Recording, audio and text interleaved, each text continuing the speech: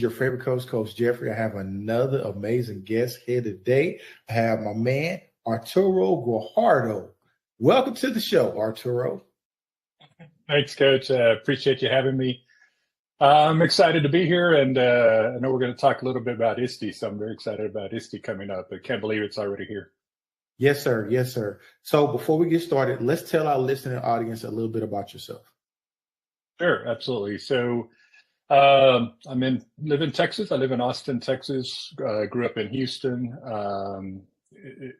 My education background, I was actually a English learner growing up. My first language is Spanish. Was able to become a teacher starting in 1993. So I'm aging myself here a little bit.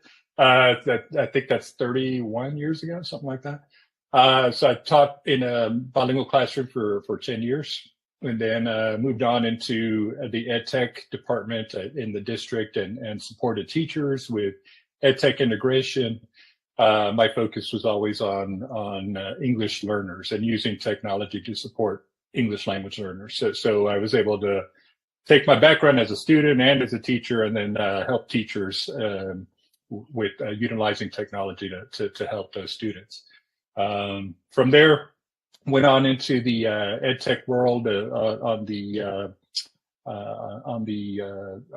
side of helping teachers and educators all over using technology tools. So I went to work for BrainPop, and I went to work for Osmo, and now I'm at Pocketalk, where I am helping students and teachers with their translation needs all over the country, which is super exciting for me.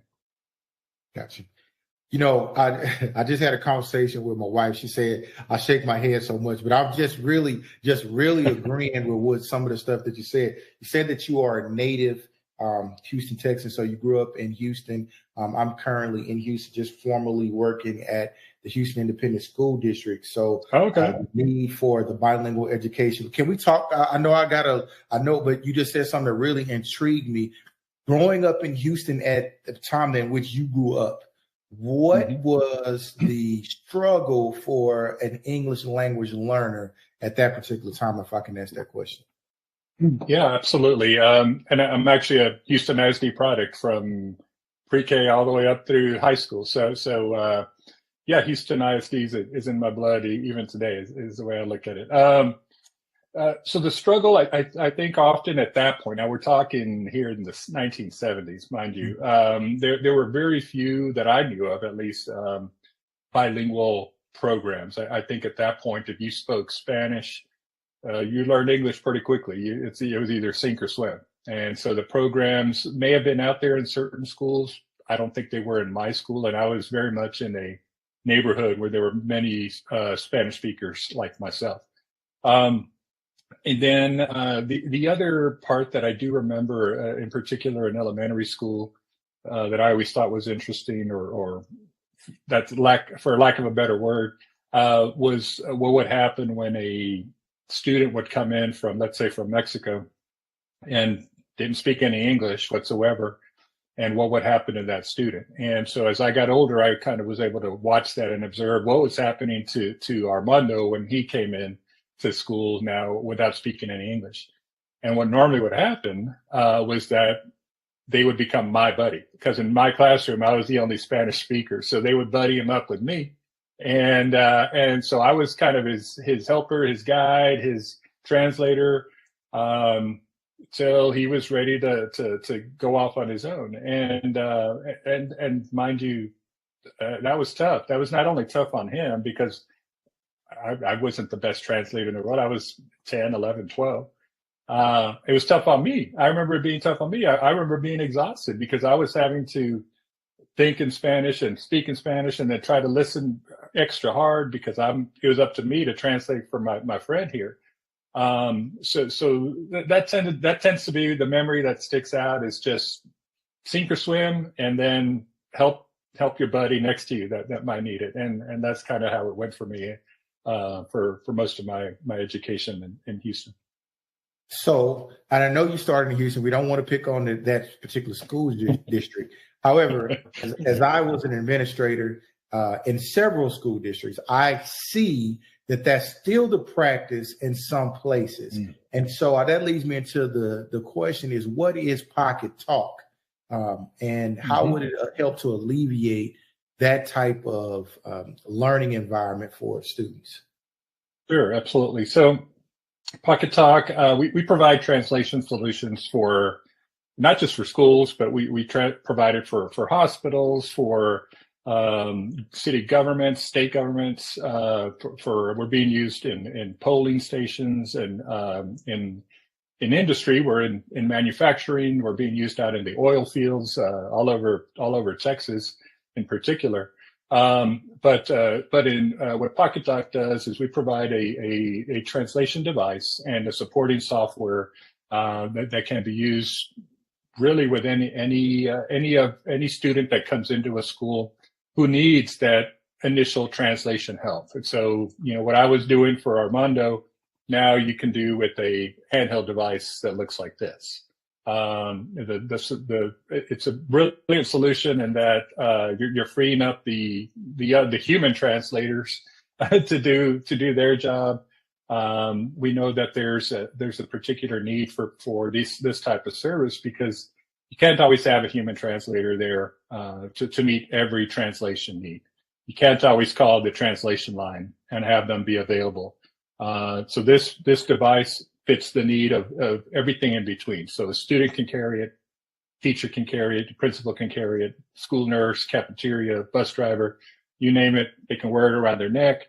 And then now I can have conversations in 84 different languages and then have the students or the parents talk back with me and have that two-way conversation because this device will handle both languages back and forth. Gotcha. And so you said 84 different languages that translates. I have a question. Does it translate Urdu? Urdu is in here. Let me show you how this works here. So here's a translation list there. I just pulled up Urdu. Okay. Right. Gotcha. You see how it's checked there. And then when I hit OK, I now have English and Urdu. I'm going to click this arrow so that now I can speak in English and it'll translate it over into Urdu for me. I press and hold the button and just start talking. And you're seeing it. There's the translation, and you just heard the translation. So you can read it, you can listen to it, and now the Urdu speaker can now talk back to me, and I'll be able to understand them as well. So the device is listening for the response to what shows on the screen? There's a button down here at the bottom. It's hard to tell on the screen. But if you hold that button, I call it the walkie-talkie button. So think of whenever you've used a walkie-talkie and you have to hold it down to start talking and then you release when to stop. So same thing here. You press that button, hold it, talk, and then when you're done, let go. And then the translation happens right after that. Gotcha. I totally understand that. And I got so much to share on this situation right now. I got two stories that just popped in my mind about how this is needed. So I do have a question that we need to why do you think that teachers and students need this in today's classroom? So I just think that there's an immense need for, let's start with the teachers. So when you think about the beginning of the day for the teachers, I kind of like to think of it at bell just rang, students are lining up to come in the classroom and you're ready to roll, you're ready to get started. And I love seeing the videos of the teachers who have the greeting at the front at the school at the classroom door where they're doing the fist bump or the high five, or they're doing the dance that they've come up with for each student, and just how important that greeting is every morning. I just saw a study about how that morning greeting that happens at the classroom door not only helps with student attention and keeping them engaged, but it also helps with student behavior. That one act seems to reduce the number of misbehaviors in a classroom. And so I always think of that when I think of, okay, how do I greet my student who speaks Urdu when I don't speak Urdu. And I had that situation as a teacher, not with the student, but with the parents of a student who only spoke Urdu. I handled all the Spanish, no problem. I can handle all my Spanish speakers, but that one Urdu speaker couldn't do much for him. So I would have loved to have had this Pocketalk device to help me start that relationship in the morning that, carries you through the day, carries you through the month, carries you through the year, when you can have those tight relationships that really make a difference for students. And then think about the student who's come in, that newcomer, that Armando that comes in that doesn't know any English, and they're kind of just passively sitting in the classroom sometimes for months. I mean, imagine half the year a student might sit in your classroom not being able to participate, not being able to ask questions, not being able to show you what they know. So many students come to this country as newcomers and they have so much knowledge, so much to share, and they just can't do it. And so what happens? Well, if you had them a Pocketalk, then there's your solution. Now I can tell you what I'm feeling. I can tell you what I'm thinking. I can tell you what I know. That makes such a huge difference for those students. Just to be heard is just vital. So just in those senses, that this Pocketalk is an amazing tool. And then think about the parents as well. I'm not sure if we're going to talk about parents, but we know that how important parents are. And if we can get them engaged and welcome them to school, oh boy, that makes a huge difference. So if we can bridge that with the Pocketalk, hey, why not? It's a tool that's going to pay for itself over and over again. I don't really normally get into cost, but I have some use cases where you guys will be just like totally, definitely, in it. So I want to share. I normally let the people talk before I share, but I was in the classroom, traditionally in the inner city of a particular school district, and I'm in this classroom, and the teacher said, I have English language learners. Now, previously in my previous school district, that means that was a Spanish speaker. This lady had 5 different languages of students in her classroom, and doing the best that she could, she was trying to teach them. And I saw specifically the students who spoke Urdu. I'm probably not saying it properly, but those students, they were compliant. They were listening, but we all knew that they didn't know what was going on, and they were trying to figure it out. And just like you said, the one kid who could speak a little bit, he was translating and trying to help everybody in the group. It was 5 of them. And I left there feeling so sorry for their teacher. I felt so sorry for those students because they're coming to school, they're there, and I felt sorry for the young man that was translating because he was trying to do the best he can. And, then they started acting up because, they laugh because he missed it. And so now the teacher, we're in the room and the teacher is like, come on, guys, I need y'all to focus. And so that solves so many different problems, dude, with that one simple device. I need to give it away for free. I wish I could, trust me, because I know the need is out there.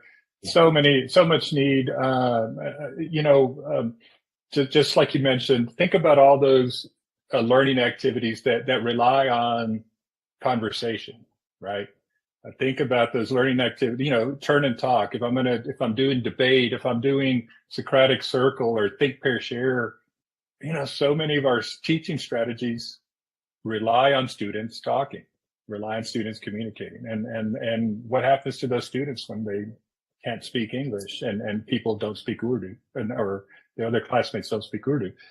Well, they just kind of sit there and it just seems like a waste to me. So yeah, we can definitely help there. Yeah, most definitely. So I started teaching at the time, it was Jefferson Davis High School was my school where I learned how to teach. I loved that near North Side. I don't know if you were anywhere near there, but I grew up about 5 minutes away. Okay, I'm from the North Side.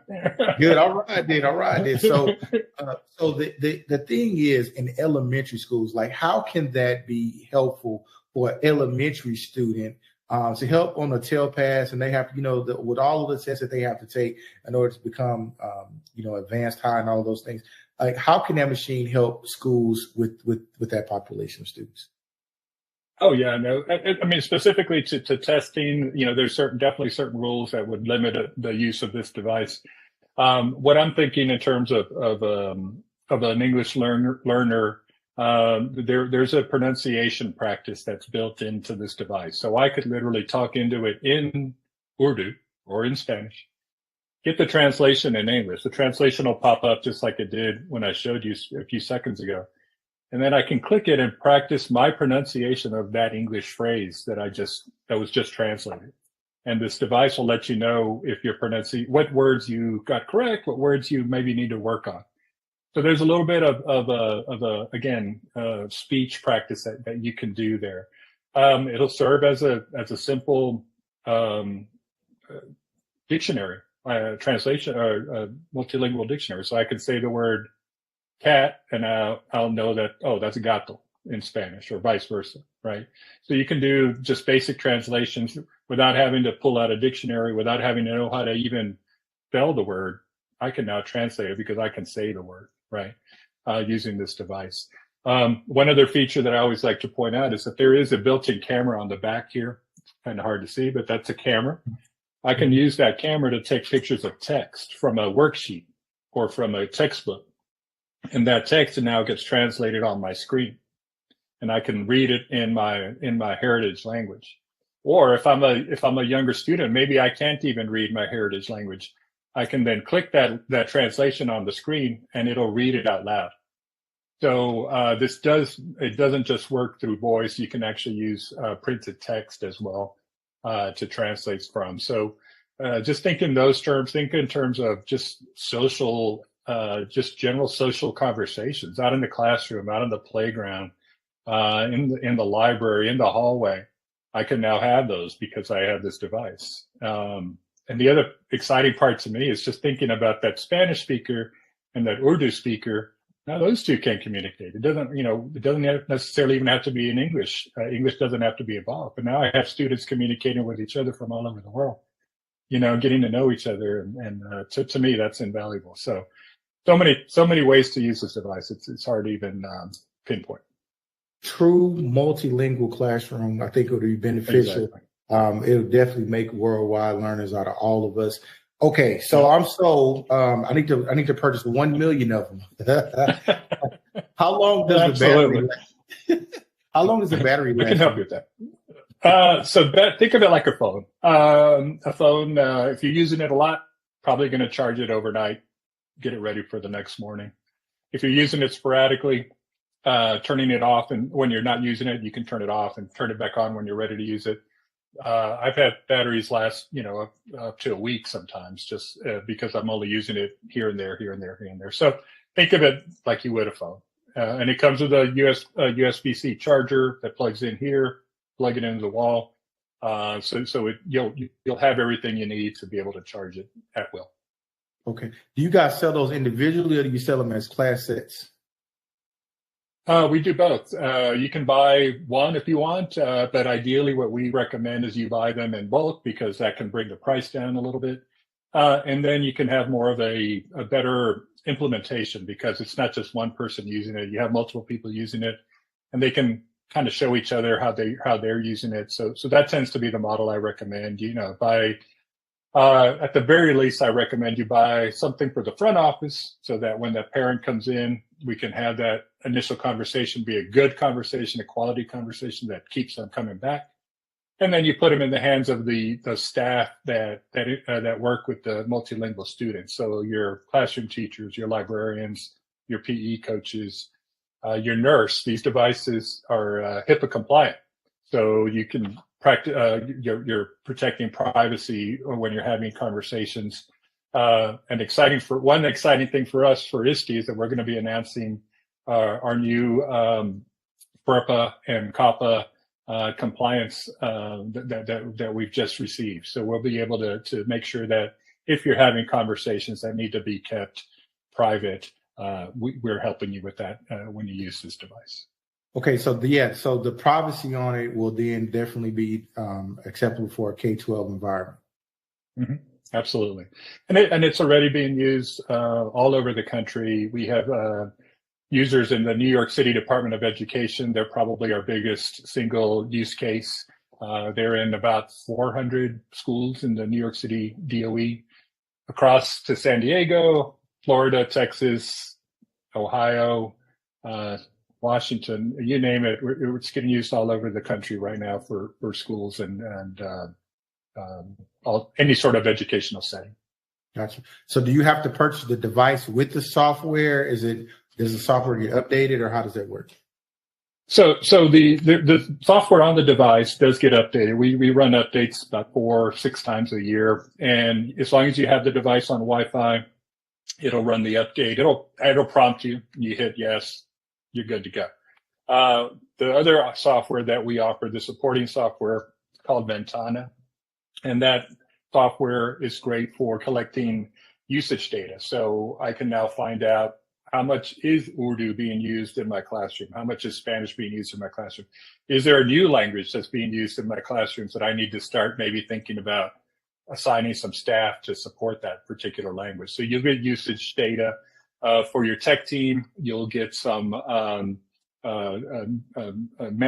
device management tools that'll help them get the devices onto Wi-Fi and to keep the devices more secure. So that is a separate add-on subscription.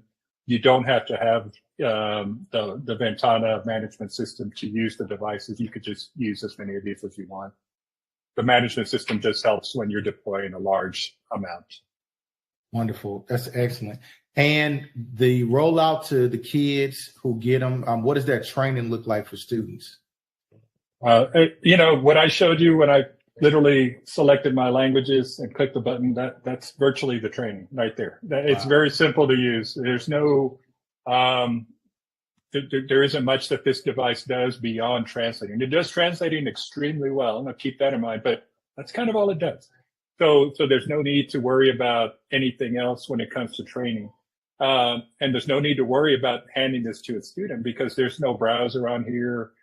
They can't use it for anything other than translation. So I know that there's been a recent spike in the number of cell phone bans that are happening across the countries in schools. And oftentimes schools will rely on phones for translation assistance. But if phones are out of the picture, then I think you're going to need something like this to help meet the needs that are there. That is an amazing tool. Again, I'll take 5 million and we'll give them all the Texas students to get it for free. Anybody? Yeah, absolutely. Yeah, just think about all the conversations that go untranslated. I always think of that because, there's certainly a place for human translators and a place for the translation lines. But I would say, I don't know, 95% of the conversations that happen in school are kind of impromptu. They're in the hallway, they're in the classrooms. You're not going to call a language line for those, right? You're not going to call a language line to teach a student how to play kickball or tell a student that, hey, a fire drill is coming up, so this is what a fire drill is. You're safe. Just know that this is what we're doing. You can't call a phone line for that. You can't call in a human translator all the time for that. So many of these conversations that should happen aren't happening. And you kind of think of what's the cost of those untranslated conversations. And that's where we come in. That's where we can help. You hit the nail on the head because school is so much more than instruction. And although a lot of us focus on accountability and that type of thing, the social emotional learning for those students, especially students who come from another country in ways just to get here, those conversations that are not being had and the social emotional that happens in those kids, we really need it. We definitely need something like this. Yeah, for sure. I'd like to tell a story. This is kind of a sad story, but it's a true story. An educator in New York told me about a student from Ukraine that had just come to the United States and was enrolled at their school. And that particular day, they're going to have a fire drill. And imagine a student from Ukraine who probably has never been involved in an American-style fire drill. All of a sudden hearing a siren go off in their school, and nobody had been able to tell the student what that meant, what it was, that he was going to be safe, that this is just practice. We take that for granted because we've been doing fire drills forever, right? Yes. This student didn't know what was happening. And the words that the educator told me, he said the student freaked out. And, that we're just kind of stacking trauma on top of trauma, when we do that to students. So just think about that, the cost of not having that conversation and what that costs that student on that particular day. And I think if we can avoid that, I mean, this is, like I said, pay $1 million for this, it's worth it.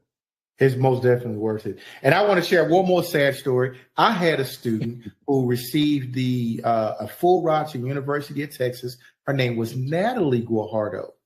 No way. Yeah, she had a full ride, but she was a very brilliant student. But her parents came over through the border, and when she was 5, she was diagnosed with cancer. And so, because she went to school, the doctors were talking to her, and she had to translate to her parents that she had almost a terminal form of cancer at 5 years old. And so, I again, let's just get them devices out. So, hey, let's go ahead and, I don't know who's listening to this, but we pretty wide. Hey, I need you guys to buy this device, okay, and give it to every student who needs it. Yeah. Think about the wraparound service, just being able to give one to the parent, and then they can take it on to the doctor's appointment, or to the DMV when they need to get their driver's license renewed. Yes.